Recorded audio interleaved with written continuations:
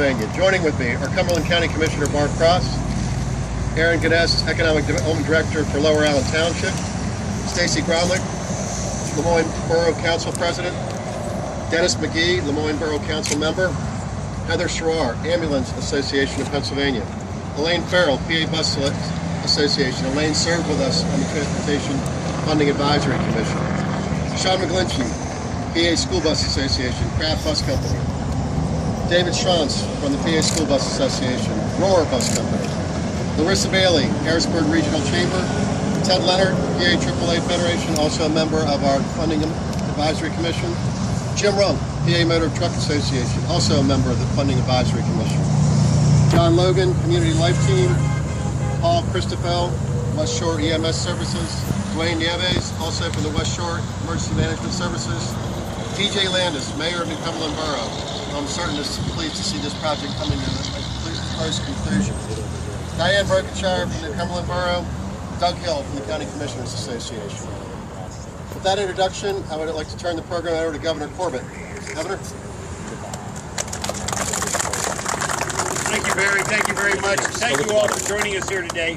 You know, as I was standing here, the phrase temporary inconvenience, permanent improvement came to mind. And I think this is an example of exactly what we need to see in more places in Pennsylvania. This has been a temporary inconvenience. You had a temporary bridge over, and the purpose of the new bridge is so that you can actually widen this road, right, Barry? And you're going to explain exactly what's going on. And it is actually part of a greater plan that PennDOT has had for a number of years that it demonstrates that our needs in transportation have changed over the years. This corridor of 83 going on down to York, I couldn't even tell you how many more cars are traveling on it today than 10 years ago, and will continue to travel on it.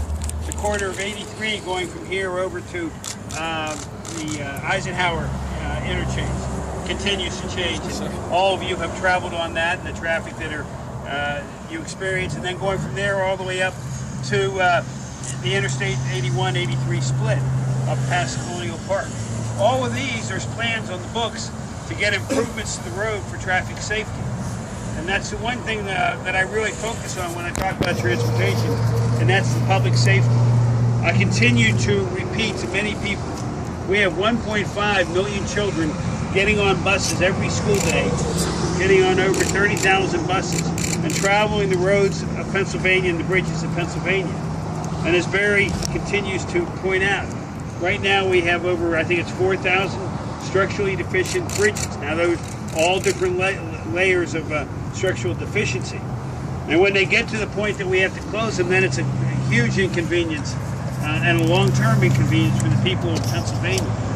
As a result, I always look at the public safety issue. I know we have many people behind us who have appeared at scenes along this highway because of accidents in the past. What we're trying to do is improve our system. And in order to improve the system, we have to have a long-term, sustainable funding process to do that.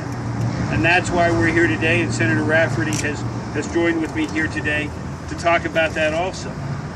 As you know, I've made a proposal. Senator Rafferty has introduced a bill. I will say his bill's a little more robust than mine at this point. But what we know is that this is the beginning of the discussions. And I certainly encourage the senator to continue the bill, get it out of committee, onto the floor, and out of the floor, and over to the House, so we can continue the discussions between now and the end of June. I think today's the 30th of May, if I have my date right. Well, you lose track of time here pretty quickly. And we have a budget that's due on the 30th of June.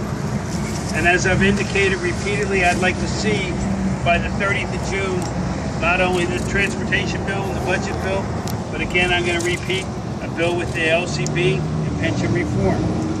But here today, we're talking about the transportation.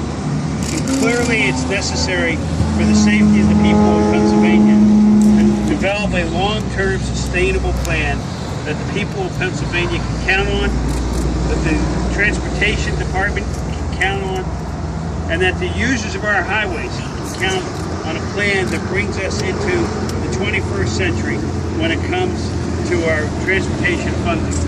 With that, I want to thank you for joining me. I'm here to support